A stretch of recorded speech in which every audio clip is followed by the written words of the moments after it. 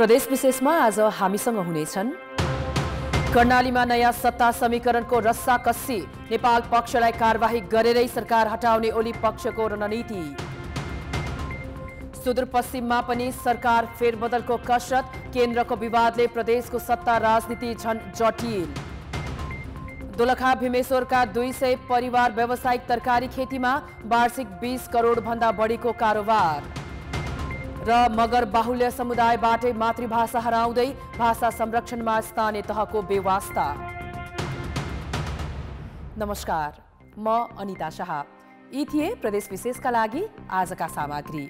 हेर्दै गर्नुहोस् प्रदेश विशेष, समाचार, समीक्षा र सन्देश।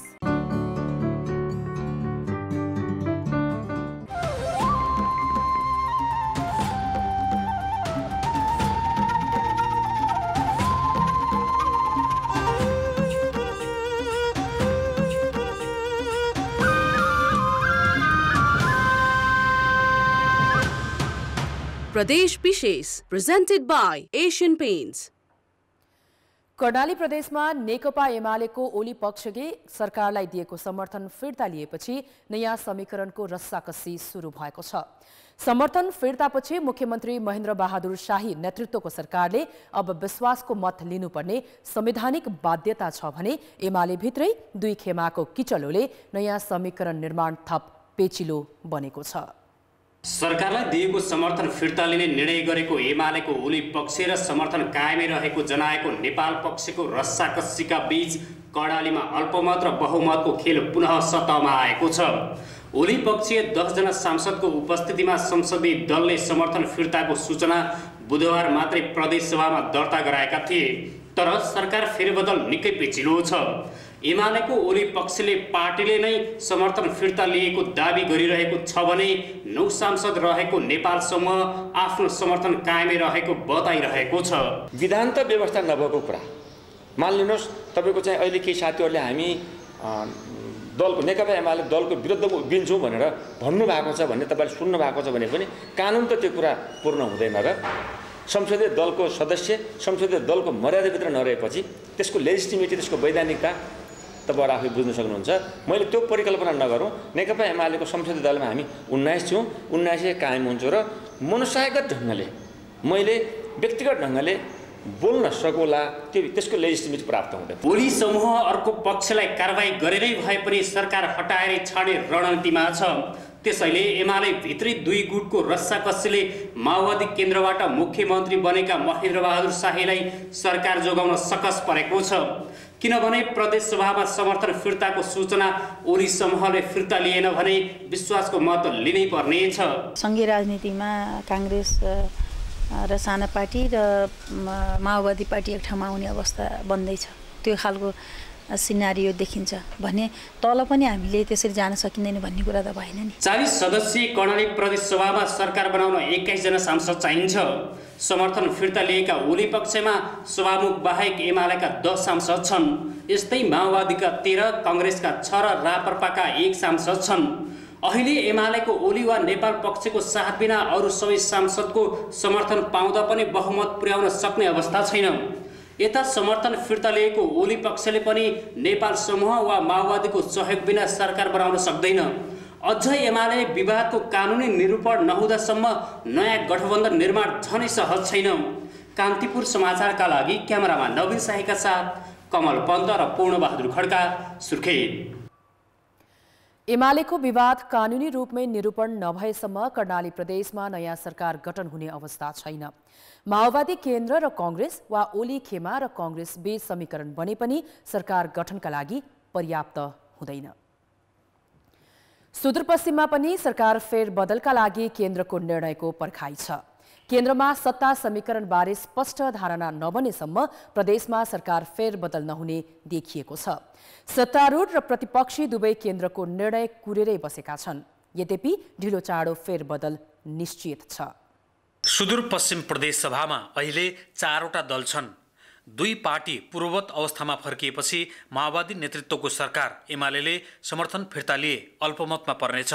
तर केन्द्रमा समर्थन फिर्ता नलिएका कारण प्रदेशमा पनि अहिलेसम्म एमालेले समर्थन फिर्ता लिएको छैन। सत्तारूढ दुवै दल केन्द्रकै सत्ता समीकरणका आधारमा प्रदेश सरकार निर्माणको तयारीमा छन्। वास्तवमा त अब उसले मुख्यमन्त्री राजीनामा पनि दिनुपर्ने हो, किन यस्तो अवस्थामा त बस्न नमिल्ने हो। तर पनि अब केन्द्रको कुरा भएनाले उहाँले दिनुपर्छ भन्ने कुरा पनि भएन। समझदारीमा आउला। अब यो 7 गतेपछि यसले चाहिँ खास रिजल्ट थाहा हुन्छ। समीकरण यहाँ पनि बन्छ स्वाभाविकले। अब केन्द्रीयबाट प्रभावहरू हुन्छन् त, नेताहरू त पार्टी त हाम्रो केन्द्रीकृतै छ, पार्टीहरूको विषयमा कुरा गर्दा त केन्द्रकै आदेश चल्छ। प्रदेशमा प्रतिपक्षी नेपाली कांग्रेस र जनता समाजवादी पार्टी पनि केन्द्रकै सत्ता समीकरणका आधारमा सरकार निर्माण गर्ने तयारीमा छन्। 2 जना सांसद रहेको जसपाले भने कैलाली 1बाट प्रतिनिधि सभामा निर्वाचित सांसद रेशम चौधरीको रिहाई नभए कसैलाई समर्थन नगर्ने जनाउँदै आएको छ। केन्द्रमा कस्तो किसिमको राजनीतिक ध्रुवीकरण हुन्छ, निश्चित रूपमा त्यसैकै आधारमा प्रान्तमा त्यसको असर पर्छ। यहाँ इन्टरनल रूपमा यहाँ हामीले बसेर यसलाई निर्धारण गर्न सक्ने अवस्था छैन। जबसम्म हाम्रो टिकापुर घटना, राजबन्दी, माननीय रेशम लगायत समेत राजबन्दीहरूको रिहा हुँदैन, तबसम्म चाहिँ केन्द्रमा पनि हाम्रो पार्टी सरकारमा जाने छैन र हामी प्रदेशमा पनि हाम्रो माग मुद्दा चाहिँ सम्बोधन भइएन भने हामी चाहिँ सरकारमा जाने स्थिति आउँदैन। 53 सदस्यीय प्रदेशसभामा सरकार टिकाउन वा नयाँ बनाउन 27 सांसद आवश्यक पर्छन्। हाल माओवादी केन्द्रका 14 सांसद छन्। अब कांग्रेस वा एमालेको समर्थनमा मात्रै अहिलेको सरकार टिक्न सक्छ। यो अवस्थामा माओवादी केन्द्रले नै सरकारको नेतृत्व पाउने र मुख्यमन्त्री भट्ट नै रहने सम्भावना झिनो छ। अहिलेकै अवस्थामा एमालेका 24 र जसपाका 2 सांसद छन्। अर्कोतिर कांग्रेसका 12 र माओवादी केन्द्रका 14 सांसद जोड्दा दुवैतर्फ बराबर 26 हुन आउँछ। त्यस अवस्थामा सभामुख अर्जुन बहादुर थापाले निर्णायक मतदान गर्नुपर्नेछ। एमालेबाट निर्वाचित सभामुख थापाले एमालेलाई नै निर्णायक मतदान गर्न सक्छन्। तर केन्द्रको समीकरण कस्तो बन्छ भन्ने नै स्पष्ट नभएकाले प्रदेशमा रहेका 4वटै दल अलमलमा छन्। कान्तिपुर समाचारका लागि क्यामेरामा सुदीप थापाका साथमा टेकरा जोशी, धनगढी, कैलाली। सत्ता र राजनीति सधैँ अस्थिर बन्नुको जड के होला? हामीलाई हाम्रो ट्विटर ह्यान्डल @OurKTV मा मेन्सन गरी लेख्न सक्नुहुनेछ। प्रदेश विशेष प्रेजेन्टेड बाई एशियन पेन्ट्स। ब्रेकपछि प्रदेश विशेषमा स्वागत छ। 1 दशक अघिसम्म दोलखाको भीमेश्वर नगरपालिकाको मकेबारी गाउँका नामले चिनिएको स्थान अब भने व्यावसायिक तरकारी गाउँका नामबाट चिनिएको छ। कोदो, मकै मात्र फल्ने बारीमा स्थानीयको मेहनतले 1 दशकमै तरकारी गाउँको परिचय बनाएको र यस गाउँबाट वार्षिक 20 करोडभन्दा बढीको तरकारी निकासी हुन्छ। 1 दशक अघिसम्म दोलखाको भीमेश्वर नगरपालिका वडा नम्बर 7 को मकैबारी गाउँमा कुनै व्यावसायिक खेती गरिँदैन थियो। परम्परागत खेतीले वर्षमा मुस्किलले 3 महिना खाना पुग्ने यो गाउँका किसानको मेहनतले अहिले व्यावसायिक तरकारी गाउँ बनेको छ। 200 घर परिवार भन्दा बढी व्यावसायिक तरकारी खेतीमा आबद्ध छन् भने गाउँको आर्थिक अवस्था नै फेरिएको छ। यो गाउँका हरेक परिवार व्यावसायिक तरकारी खेतीमा आबद्ध भएपछि गाउँको आर्थिक अवस्था समेत मजबुत बनेको छ।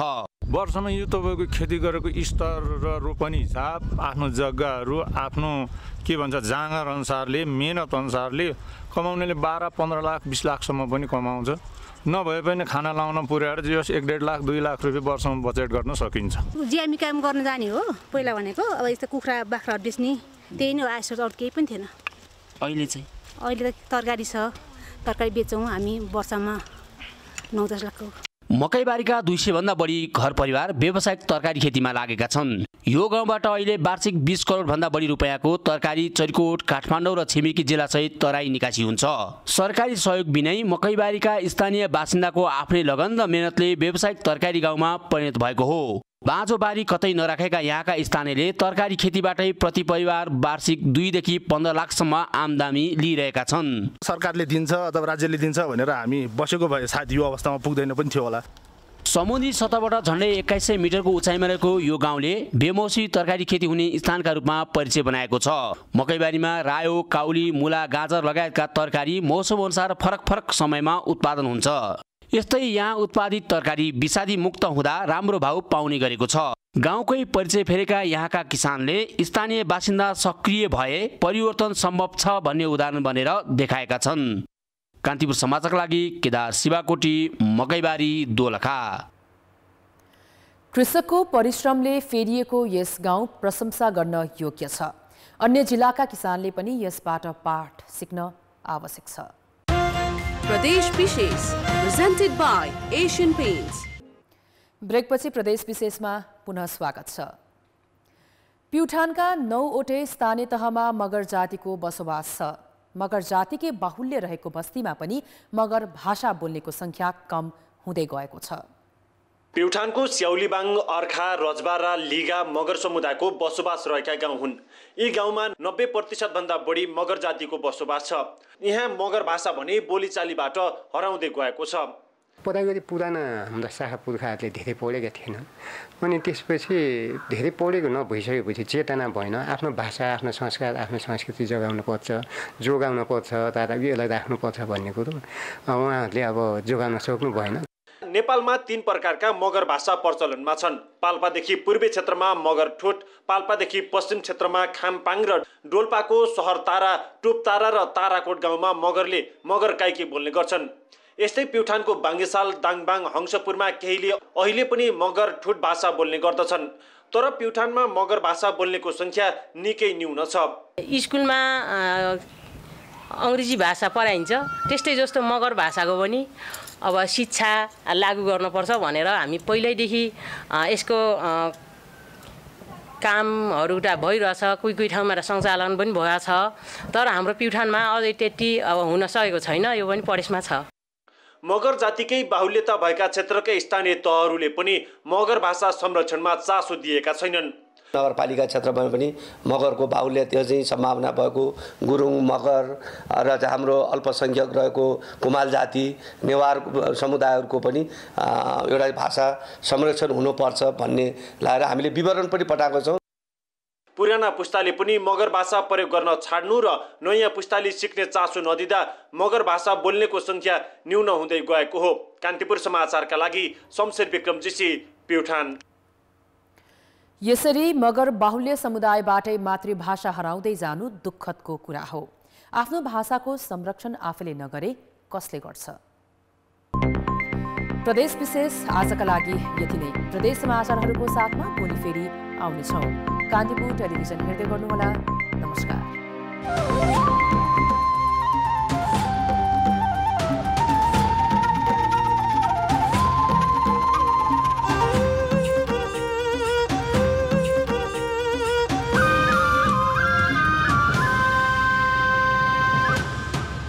प्रदेश विशेष।